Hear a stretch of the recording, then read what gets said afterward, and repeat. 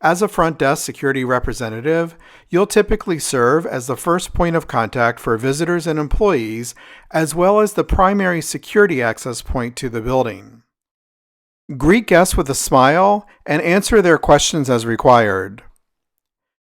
You'll be asked a wide variety of questions. Some of them may seem silly, but not to the guests.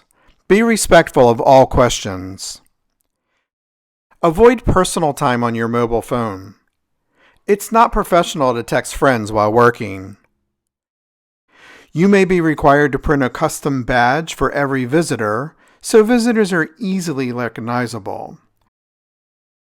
Be respectful to all who enter and exit the building. Say hello to all incoming guests and say goodbye to all outgoing guests. Another large part of front desk security duties is greeting and recording visitors.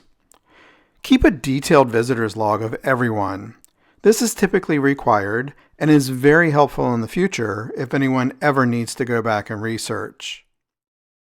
Vendors are a daily part of any business. They'll be in and out of your building each day. Make sure to learn your post instructions on how vendors are handled.